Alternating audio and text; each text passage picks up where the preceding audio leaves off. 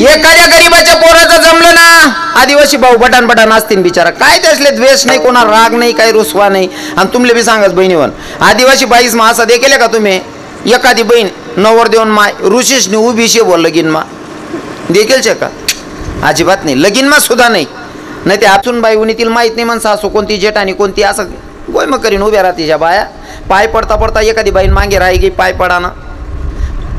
पडाना राही ना, मग एखादी जेठानी किंवा मग एखादी सासू बहीण मागे उभी ना, तून दाखली सासू येते पाय पडले होईन. माय पोर गई मग पाय पडू देऊ ना, हाय पोर पाय पडाल गे, काय बहीण सांगा नको माय मना नको पडू ते चिकनीच ना पड हो बाप. का बघ तू ना नंतर पाय पडा मग तू लकवा होई जाईन, उपडीच जाशी तू. कितला वायबार धंदा या हो. हा तेवढं बरं आहे बा दयाने ना. अरे बड्या बाया चांगल्या दिक राहणार मला.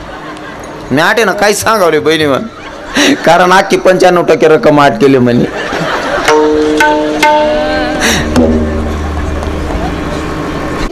त्यान पोरले कस काय चांगलं भेटे गे, त्यान पोऱ्याना कस काय होई गे. अरे तुम्ही नीती चांगली ठेव रे, तुला नवी होई जाय रे वरीस 2 वरीस पण दानच चांगली ठेव. कारण आमच्या संतांची शिकवण आहे, करम तेरे अच्छे तो किस्मत तेरी दासिया, करम तेरे अच्छे तो किस्मत तेरी दासिया, और नियत तेरी अच्छी तो घर में मथुरा कासी है. कर्म चांगलं ठेवा, कर्म चांगलं असलं का जमतंय.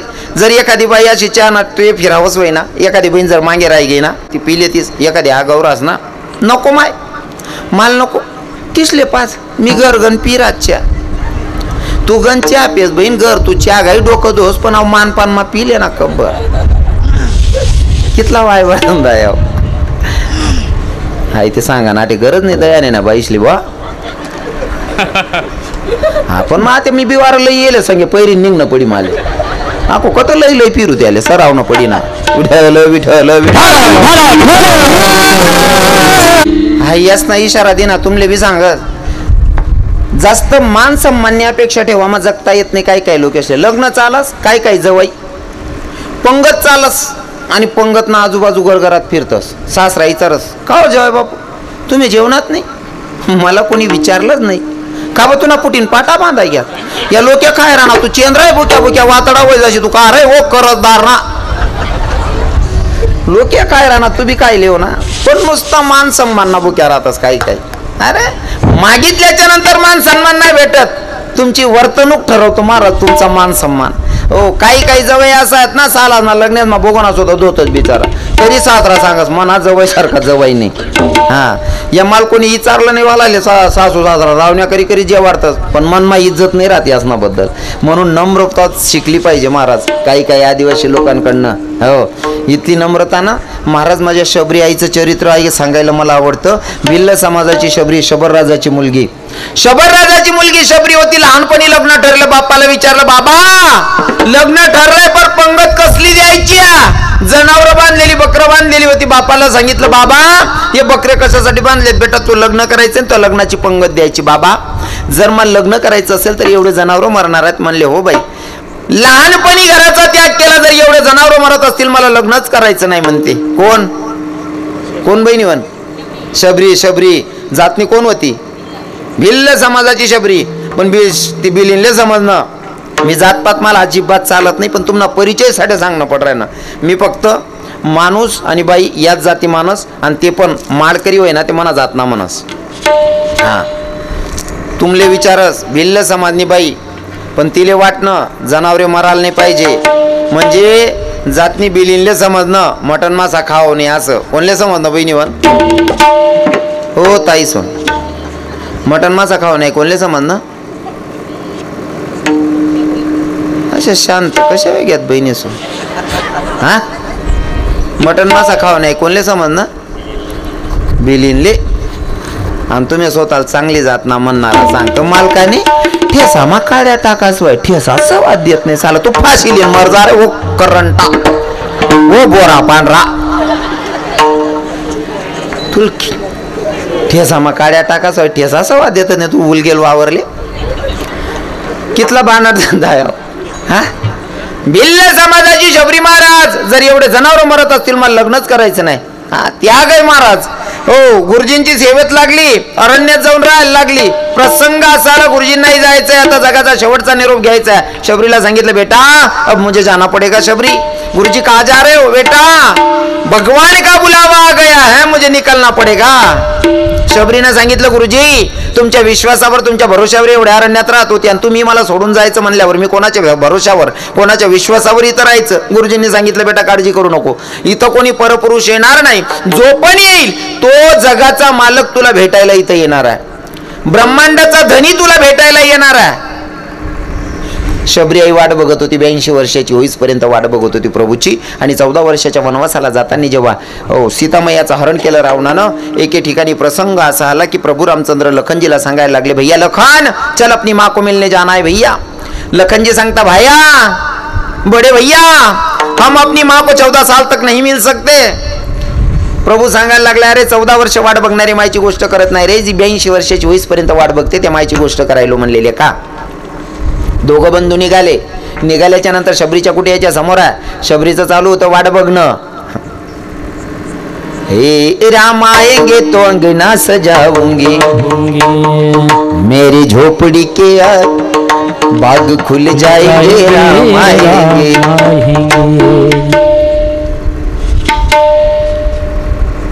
विठल विठल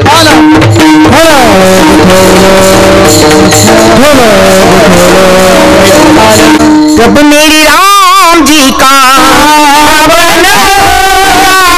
शबरी की कुटिया का पावन होगा, जब मेरी राम जी का पावन होगा, शबरी की कुटिया का पावन होगा, जब मेरी राम जी का शबरी की कुटिया का जब मेरे राम जी का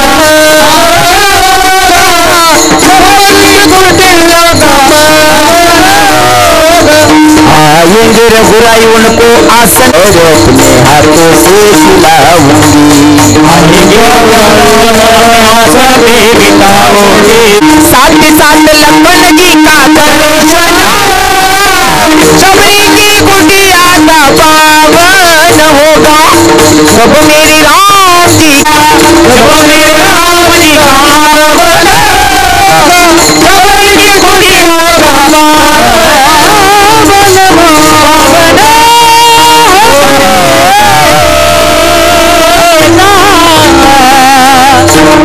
वाट बघत होती शबरी कधी माझा जगाचा मालक मला दर्शन द्यायला येतोय म्हणून. आणि प्रभू शबरीच्या कुटियाच्या समोर आहे महाराज. शबरीच्या कुटियाच्या समोर आल्याच्या नंतर शबरी आईला ओळखू आले की आलेला भगवंत. शबरी आईच्या डोळ्यात अश्रू होते. लखनजीने विचारलं आई साहेब ब्रह्मांडाचा धनी तुमच्या कुटियाच्या समोर आहे तरी रडण्याचं कारण काय या. शबरी आईच्या डोळ्यात अश्रू होते. शबरी आईने सांगितलं लखन अरे आपल्या हिंदू धर्मामध्ये आपली संस्कृती आपली परंपरा अशी साधू संत दारात आल्याच्या नंतर त्यांचं पद्यपूजन झालं पाहिजे. अरे मला देवाचं पाय धुवायचे पण काय करू, लहान वयातच मायबापांचं घर त्यागलं, संसारात पडली नाही, लहानपणी संसाराचा त्याग केला. अरे मला पाणी प्यायला ग्लास नाहीये, भांड नाही या, पण इथं देवाचे पाय धुवायची इच्छा आहे, मला देवाचे पाय धुण्यासाठी माझ्याकडे पात्र नाही. लखन देवाचे पाय धुवायचे आहेत पण देवाचं पाय धुण्यासाठी माझ्याकडे पात्र नाहीये. लखनजीनं गोड उत्तर दिलं आई तुझ्याकडे देवाचं पाय धुण्यासाठी पात्र नाही या, तुझ्याकडे देवाचं पाय धुण्यासाठी पात्र नाही, पण तुझी पात्रता एवढी की ब्रह्मांडाचा धनी तुझ्या कुटियाच्या समोर आहे. पात्र नाहीये काय करते पण पात्रता एवढी की ब्रह्मांडाचा धनी तुझ्या कुटियाच्या समोर आहे, अजून काय अपेक्षा ठेवते. शबरीनं देवाची साठी वाट बघून बघून प्रत्येक वेळेस सडा रांगोळी करायची हो, आणि बोर चाखून ठेवायची. गोड लागलं तर टोकरीमध्ये टाकायची, आंबट लागलं तर फेकून द्यायची. ती उष्टी बोरं माझ्या जगाच्या मालकाला दिली. माझ्या मालकानं खायला सुरुवात केली. बोरं खात असताना बाजूमध्ये लखनजी बसलेले. लखनजीला सांगितलं भैया ले तू भी पाले भैया अपनी माँ का प्रसाद है. लखनजी ना आत्मालीनाथ भाऊ म्हणे आई बहीण ना उष्टा बोरे अव्वा काय राहणार माल बी का वाढाय ना, आणि तवय काय कोलगेट नाही होत ब्रश नाही होता, दात बीत घसेल होतीन बा असं. आई बहीण ना उष्टा बोरे अव भाऊ काय राहणार माल बी पसाडाय ना म्हणे. हम मरे तो मरे यजमान को भी लेके मरे. लखनजीनं बघितलं प्रभूचं लक्ष नाही या हातात बोरं होती, लखनजीनं दिले फेकून. माझा ब्रह्मांडाचा धनी असं कोणतं ठिकाण नसेल की जिथं जगाचा मालक आपल्याला बघत नाही. तुम्हाला सांगतो बरं का, कोणाची निंदा नालस्ती करत असताना, कोणाची टिंगल करत असताना, कोणाची बदनामी करत असताना तुम्हाला वाटतं तुम्ही ज्याच्यासोबत बदनामी करतात, ज्याच्यासोबत विषय मांडतात त्याला कोपऱ्यात घेतात तुम्ही, त्याले कोपरा मला घ्यात. पण असा कोणता कोपरा नाही की जगना मालक तुला देखील नाही राहणार. आपण सोपं घरी सांगस, एखादा घरमा मांजेने जर वाटीमा दूध देखील ना 3 तोंड टाक, चाटायला लाग गई दूधले, दूध पेवायला लाग गई. पण दूध पेत असताना डोळ्यालाच नाही पेस, तिना डोळ्याला यायला राहतं. तिला असं वाटस म्हणा डोळ्या बंद येत माहिती, जसं मला दिकी नाही राहणार तसं कोणले दिकी नाही राहणार. येडी भानट चोरत नाही, फक्त डोळ्यात तुला आल्यात, घर ना मालक बिन मालकीन बी देखी राही नाही. पण त्या विचार असा करणार असं बी उष्ट कर टाकेले काहीला हाकला ना भाऊ. म्हणा इशारा समजी घ्या होती तुम्ही. विठ्ठल विठ्ठल.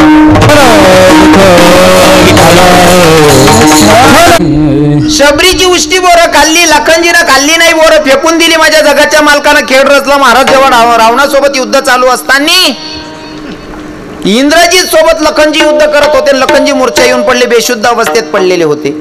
लखनजी पडलेल्या आणि तिथं वैद्य आले. वैद्याने सांगितलं जोपर्यंत लखनजीला आयुर्वेदिक औषध भेटत नाही, ती एकच औषध अशी ती आणल्याशिवाय लखन जिवंत होत नाही. प्रभू रामचंद्र लखनजी जवळ बसले आणि सांगत होते, भैया लखन हे उठ जा लखन भैया के जीना लगे, उठ जा रे लखन भैया के जीना लगे, बातिया नहीं जाना के जीना लगे, उठ जा रे लखन भैया घर रहेगी मेरी मैया, अरे क्या मुखड़ा दिखलाऊं कैसे के जीना लगे, भ्रातिया नहीं जाना कि जीना लगी, लखनवा नहीं जाना कि जीना लगी.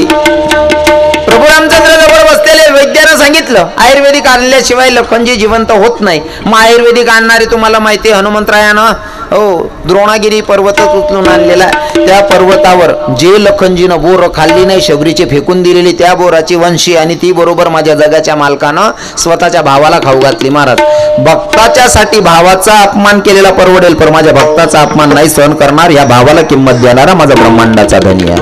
विठ्ठल विठ्ठल.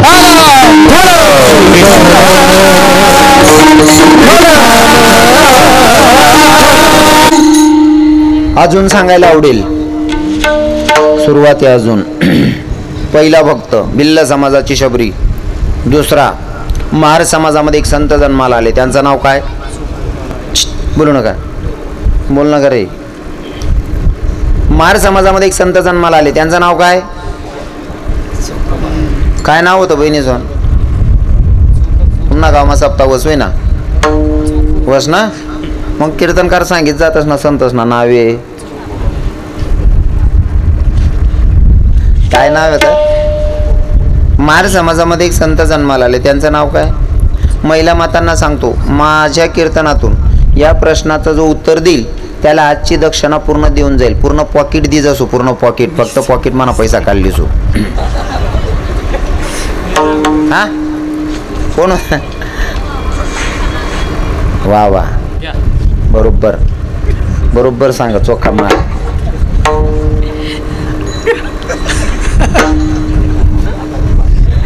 महार समाजामध्ये एक संत जन्माला आले, त्यांचं नाव होतं चोखा मेळा. चोखा मेळाच्या जीवन चरित्र सांगायला मला खूप आवडतं महाराज. सुरुवात करेल ना मी. हो, तसं तर प्रसन्न करायचे भाव माझ्या मीराबाईचे सुद्धा तसे होते. हो, देवाला प्रसन्न करायचे. मग काय नुसता शबरी मातेला त्रास झाला असं आहे का? चोखा मेळाला त्रास झाला असं आहे का? अरे माझ्या मीराबाईला सुद्धा तो त्रास झाला महाराज. लोकांनी दिला जाऊ द्या, स्वतीच्या बापानं सुद्धा विरोध केला, पण नाही ऐकलो महाराज. भगवंताची प्राप्ती करून घेतली, सांगणारच आहे, ऐका. महार समाजामध्ये संत जन्माला आले, चोखा मेळा. चोखा मेळ्याच्या बायकोला दिवस होते, बायकोला दिवस. बाळणपणाची वेळ जवळ आलेली आणि चोखा मेळा पत्नीला सांगायला लागले, म्हणले ऐक ना, मला की नाही सोयरा, मला की नाही वारीला जाऊ वाटायला ग. सोयराबाईने थोडाही विलंब न करता नवऱ्याला सांगितलं, तुम्हाला वारीला जावं वाटतंय नक्की जा, अजिबात अडचण देत नाही, विरोध करत नाही, जा म्हणे वारीला जाय राहणार. ते चोखोबान बायकोन सांग बरोबर बहिणीच. नवरा वारीला जाईल ना, बाहेर पण वेळ जवळ जायला होती कवय बायती नाही जाईन बा डिलेवरी होई जाईल सांगता येत नाही, तरी नवराला सांग वारीला जाईल ना जा म्हणे. कसं काय वातावरण राहील जर आपला घर असा प्रसंग राही ना, ते बाईना दिवस भरतात नवरा जर वारीला जावा म्हणे ते कसं काय वातावरण राहील. वारीले महिनाभर जाणं पडस. अरे काय काय बाया गावमा कीर्तनले सुद्धा जाऊ देत नाही. घरातील का त्या बकल्या बांधलेत वट्टावर कुत्रा तो टाकतील. इथला तराडा रास ना काही ठिकाणी बाईस ना तेवढं बरं आहे. अरे दयाने ना बायाने जमा तुमले डोकं लावतील त्या. पत्नीने सांगितलं जायचंय ना जा म्हणले. अरे माझ्या जगाच्या मालकाच्या भेटीसाठी चोखोबा निघाला. अंतःकरणापासून देवाची भक्तीपर पत्नीनं घरून सांगितलं होतं तुम्ही जाताय वारीला जा, पण रस्त्यावर तुमच्या बहिणीचं गाव लागतं, तुमच्या बहिणीला माझ्याकडे पाठवा. तुमच्या बहिणीला माझ्याकडे पाठवा, कारण बाळणपणाची वेळ जवळ आलेली. काही झालं तरी तुमच्या बहिणीला माझ्याकडे पाठवा. चोखोबानं होकार दिला. नामचिंतनात एवढा मग्न झाला, चालता झाला. नामचिंतनामध्ये चोखोबाला एवढे वेळे झाले बहिणीला सांगणं विसरले महाराज. माझ्या विटेवरच्या मालकाला वाटलं माझा भक्त जर माझ्या नामचिंतनामध्ये एवढा वेळा होत असेल तर मी काय कामाचा आहे. माझ्या विटेवरच्या मालकानं विटेवर उडी मारली आणि चोखोबाच्या गावाच्या शिवजवळ आले. शिवजवळ गाव माने घुसेल अजून गाव ना शिव मावनात. हा कोणी विवळांग तोड टाकी ना मग गाव ना शिवजवळ होणार. आणि मग विचार करत देवबा चोखोबाच्या बायकोचं बाळणपण करण्यासाठी मला जायचं असेल तर चोखोबाची बहीणच बनावं लागेल. आणि बहीण जर बनायचं असेल तर मला साडी नेसावी लागेल. कोण म्हणता असं? ब्रह्मांडाचा धनी प्रभू विटेवरचा मालक. चोखोबाची बहीण बनायचं असेल मला साडी नेसावं लागेल. माझ्या चोखोबाच्या बहीण बनण्यासाठी माझ्या जगाच्या मालकानं नऊवार साडी नेसली बहिणी हो. आता सगळ्या बहिणींच्या पाया पडून सांगतो वातावरण आटे चांगलंच दिकी राहिना, तरी पण एखादी बहिणींना न कळत पदर पड जायला होती बट्या बहिणीसना पाय पडी सांगत डोकावर पदर लिहिल्या. कारण आपलं बोलणं कथं बी जाई बहिणी सोन तुम्ही आखो काल दिन उठी सांगशात मर जायचो चांगलं सांगरांता मधमा जामना किडा पाडी घ्यान मरी माय खाव्याला दरी त्यांना लिहिल्या बहिणी सोन डोकावर पदर. आणि देखा कितलं भारी वातावरण दिक राहिलं. खरंच बहिणी तुमले एक गोष्ट सांगाच बरं का, आपण हिंदू धर्माचा नियम आहे डोक्यावर पदर घेतला पाहिजे. डोक्यावर पदर, डोक्यावर पदर. आलेल्या अतिथींचा आदर, सासू सासऱ्यांची कदर आणि पतीच्या सेवेला हजर तिलाच म्हणावं इंडियन मदर. तुम्हाला डोक्यावर ना पदर, तुम्हाला डोक्यावर ना पदर. तुम्ही घरमाने असाल साडी कितला राज बहिणी सोन 200 400 500 600 रुपयांनी बरोबर आहे ना. 600 पुढे ते काय राहत नाही ताई. 600 रुपयांनी साडी, सहावार साडी तुम्ही 600 रुपयांनी. 1 मीटर कितलाल पडणी. सहावार साडी म्हणजे 6 मीटर. 6 मीटर साडी तुम्ही 600 रुपयांनी. 1 मीटर कितलाल पडणी 100 रुपयाले. 100 रुपयानं मीटर. पदर कितला मीटर ना राज बहिणी सोन 1 मीटर ना. मग तो कितला नाव आहे ना 100 रुपयाना. 100 रुपयाना पदर आहे. तो जर डोकावर राहिला ना तुम्हाला बापनी करोड रुपयांनी इज्जत वाढाय देत 100 रुपयाला बाबा. 100 रुपयाना पदर आहे पण तो जर डोकावर देखील ना तुम्हाला बापनी करोड रुपयांनी इज्जत वाढाय टाकता अशा टोपीवाला बाबा. मनुष्य डोकावर पदर लिहिलं. डोकावर जर पदर आहे ना एखादा टोपीवाला बाबाने देख ना पहिलं वाक्य तोंड माहिती निघस कुठे ना माहेर राय पूर्ण. काय माय बापना संस्कार होतीन भाऊ. काय वयनशे भाऊ. पदर सुद्धा पडू देत नाही हो. आणि पदरली इथली किंमत आहे ना तुम्ही खूप शिका, खूप शिका, खूप पदव्या धारण करल्या पण आपल्या हिंदू धर्माना नियम न पालन करा बहिणी सोन. तुम्हाला पाय पडी सांगा. आज ना कीर्तनकार म्हणीस नाही ऐकणं नाही तुमले. आज ना कीर्तनकार तुम्हाला भाऊ असं समजे ना ऐक जात. हा तुम्हाला भाऊ बोल राय ना असं समजे ऐक जात. आणि मी काना देश नाही म्हणजे तुम्हाला भाऊ जे मी हक्कातेन बोल राही ना तुमले. ज्या आपला धर्माना ज्या नियम आहेत त्या मी तुमले अधिकारतेन सांग राहिनो बहिणी सोन. हक्कातेन सांग राहिनो. बोलू ना राग नाही याव ना बहिणी सोन. वा तुम्हाला भाऊ बोल रहा ना असं समजे ना ऐका. जर सुधारता होणं ती चूक सुधारली आणि उद्यापासून होऊ देऊ नका. पण असं मन असं नका म्हणतात चिलगा हो येड येते ते नीच जेव कानभरचे काय लागल. बाकी नाही बाया मन बहिणी मीच बोलसो. मी काना देश नाही मी तुम्हाला भावी मी नाही बोलाव दुसरं कोण बोलीन तुमले. आणि दुसरं कोण बोली त्यांना मुसळ पोट टाकावं मी. हा मी तुम्हाला भावी मीच तुमले बोलसो हक्कातेन. डोकावर पदर लिहिलेच जा बहिणी सोन. डोकावर ना पदरनी इथली इज्जत वाढच ना हो. त्या म्हातारा बाबा इज्जत वाढाय टाकतो डोकावर पदर राही ना का पदर लिहिलेच जावा. हागो सांगस राजे छत्रपती शिवरायांची आई डोक्यावर पदर शिवाय नाही. कारण आजचा तरुण गाडीवर लिहितो राजे पुन्हा जन्माला या, राजे पुन्हा जन्माला या. राजे जन्माला येतीलही, पण राजांना बोलवण्याच्या अगोदर गरज आहे ती जिजाऊमा साहेबांची. का? राजे जेव्हा तुम्ही जन्माला आलात ना, राजे जेव्हा तुम्ही जन्माला आलात ना, तेव्हा एक जिजाऊमा साहेब होती जी तुम्हाला पदराळ घालून दूध पाजत होती. राजे जेव्हा तुम्ही जन्माला आलात ना, तेव्हा एक जिजाऊमा साहेब होती जी तुम्हाला पदराळ घालून दूध पाजत होती. आता सध्याच्या जिजाऊंकडे पदरच शिल्लक नाही. राजे जन्मालाच येऊ नका.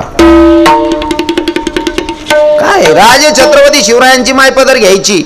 हो, अजून सांगतो, राजे छत्रपती शिवरायांनी जेवढ्याच मंदिरातले देव राखण्यासाठी त्यांची मेहनत आहे, तेवढीच मेहनत घेणारी अहिल्याबाई होळकर. मंदिरातले देव जर आजही बसलेले असतील तर अहिल्याबाई होळकरांचा सुद्धा राजे छत्रपती शिवरायां तेवढाच अधिकार आहे महाराज. पण मला सांगा, अहिल्याबाई होळकरांचा एखादा फोटो बिनपदराचा देखील का?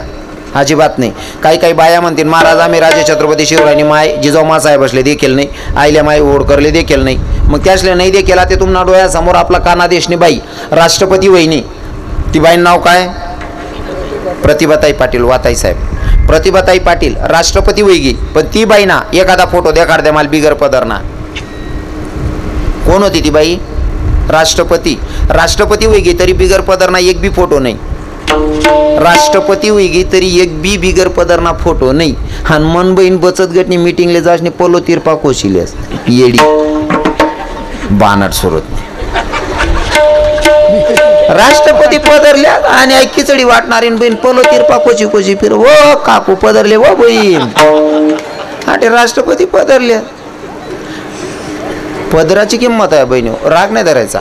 हा, पदरली किंमत आहे, बरोबर आहे की नाही? आता मी तुमले सांगस, तुम्ही बाजार कोटला करतीस म्हणे बहिणी सोन धुळा ना का? धुळं कितलं आहे महाराजजी? 12 किलोमीटर धुळाना बाजारले जाते. बरं मला एक सांगा, पदर नाही लेवाना काय कारण आहे? चला भाऊ, असं एखादं दृश्य देखील नका तुम्ही पदर लेता धुळाना स्टँडवर 17 बाया मरी घ्यात महाराज, त्या आमना जीव घाबरत, असं काय शे का? मग का नाही घ्यायचा पदर? डोक्यावर पदर घ्यायचा मायाव. जी बाईना डोक्यावर पदर असना असं वाटत असं नांदुरीगडनी देवी जी राहिनी भाऊ, असं वाटत. हा, जी बाईना डोक्यावर पदर आहे असं वाटत ना, बाप नांदुरीगडनी देवी जी राहिनी भाऊ, जीव करत आहे बहीण नका मंदिर बांध टाकून पाय पडली भाऊ. आणि बिगर पदरनी पाहिलं तर का मला असं वाटत दिनले चोरील कधी फिर राहिनी भाऊ. म्हणून डोक्यावर पदर हा आपल्या धर्माची संस्कृती आहे. डोक्यावर पदर घ्यायचा. आखो एक वस्त्र येले बाबा, ते रातबाई यूज करत असते. रातले एक वस्त्र येले ते चोरी दपी वापरणार असते. कोणतं बहिणीस पुरा समजी घे बहिणीसले, पुरा किडा पाडाय ना हो माय म्हणे. गाऊन तो गाऊनले देखतात असं डोकं फिरस ना. मला दुकान माका टांगेल तिके ना डायरेक्ट चाकू घालीन माट टाको वासा जीव करस मला. उपाडीत दिसू एखाद दिन त्याला राहू देवाने. त्यांनी इथला सत्यानाश करेल मायच्यान. दखा बहिणी सोन, आपल्या सुरक्षिततेसाठी कपडे असतात.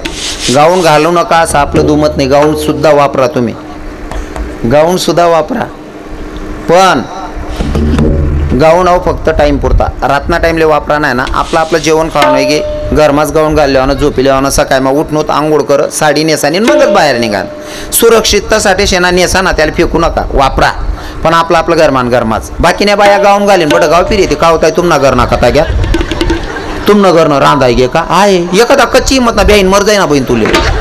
ते गाऊनवर का चांगली दिकस का बाई?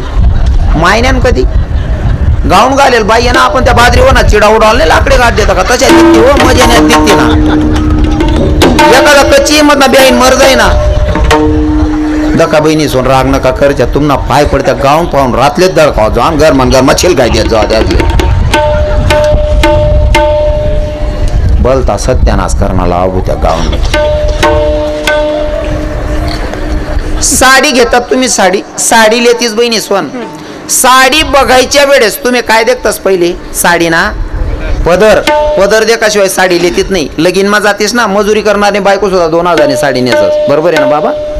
मोरे मामाश्री, गरीबनी बायको 2000 साडी नेसस आणि पैसावाला बाहेर नेत 5-10 हजार साडी लेस जवळना नातेवाईकना लगीनमा. इथल्या माग्या साड्या लेतीस, तो पदर डोक्यावर टाकतीत नाही त्या. आणि 75 फडक गुंडाय फिरती येड्या. तेवढं बरं आहे बा, दयाने ना बायाने तशा आखो मायन्यान बहीण मी आटे ना काय सांगावं नाही अजून. कोण वायबार उपाधी करली बरेल घरमा दाती घालली. आणि इथल्या बाया एक एक बुका मला धर्माचे नियम सांगायला आवडतात. पहिल्या बाया बसलेल्या आहेत बघा, 50च्या पुढच्या काकू असतील, आजी माया बस, एक बी बाईना पदर पडत नाही. पहिला नियम असा होता ना, कोणीतरी गाव म्हणा म्हातारा असा टोपीवाला बाबा काय डोकावर टोपीशे म्हणजे वयस्कर बाबा आहे. पहिल्या बाया वावर माई जर डोकानं चाराना वज जर डोकावर राही ना तरी सुद्धा त्या बाबाला देखील तोंड फिरायला उभ्या राहत. पहिले त्या बाबाला निघ जाऊ दे ती मग मन माय जाय. बरोबर आहे ना मायासो. इथला नियम होता. म्हणजे तो कोण लागस काय लागस बिचारा म्हातारा काहीच माहीत नाही दल्ला कोण लागस. पण इथला नियम होता, समोर त्यांनी येणारा आपल्यापेक्षा वयस्कर माणूस आहे भो, तर बाई तोंड फिरायची उभी राही, डोकावर व जर आहे तरी सुद्धा त्या बाबाला निघ जाऊ दे मग नंतर रस्ता काढे मनमाय. इथला नियम होता. हाते कसं काय वातावरण आहे बहिणीसो. गाव म्हणा म्हातारा जाऊ द्यावं, आता ते मन बहीण सगळा सासराना बिछातेने बिल्ल मोठा काल करस. पहिले नियम इथला कडक होतात ना बाबा, इतका नियम होतात ना. बाया नाचेत ना लगीन मा रातना 11 लगून गाणं म्हणत, रातना 11, 11:30, 12 लगून गाणं म्हणत, पण 10 नंतर 10:30 नंतर ना 11 नंतर बाया नाचे. ते बी बाया बसेल राहत नाही, मधमा एखादी बाई नाचे.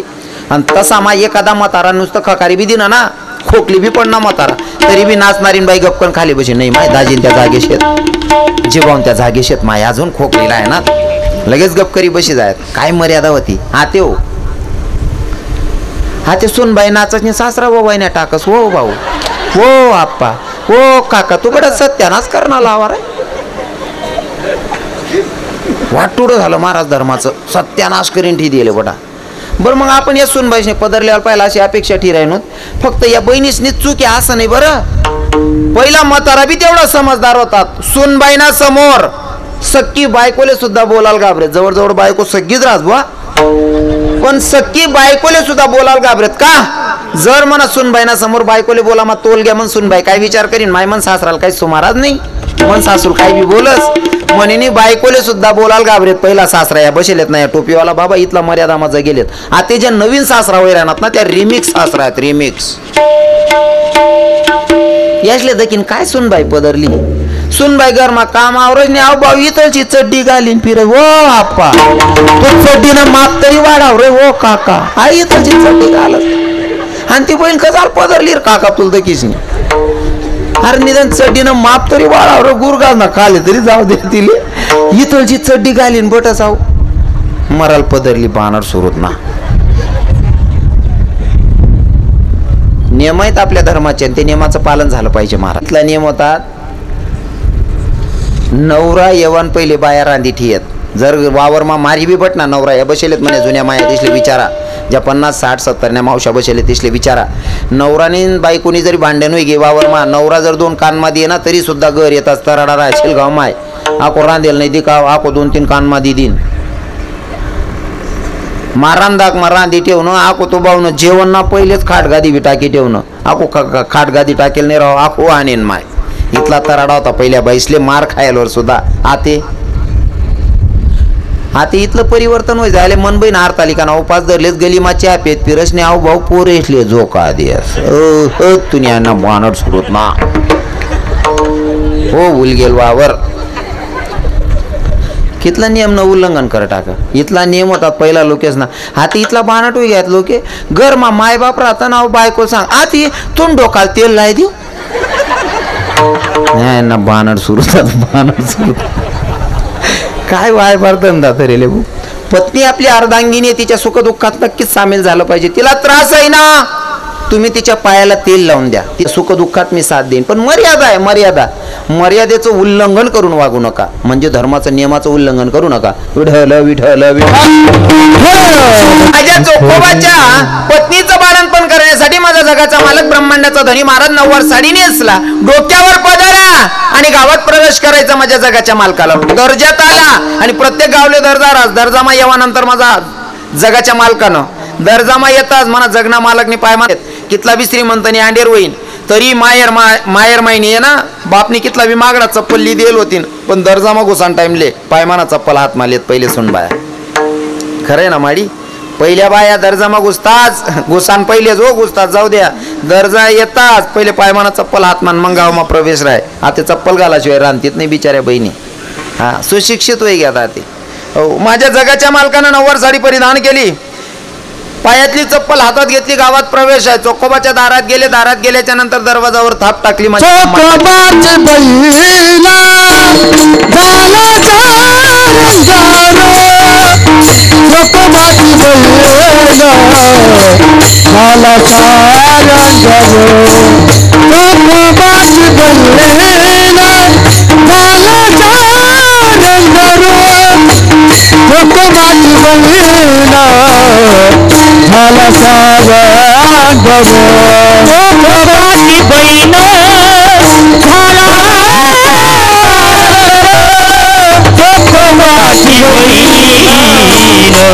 झाला चोकोबाची बहीण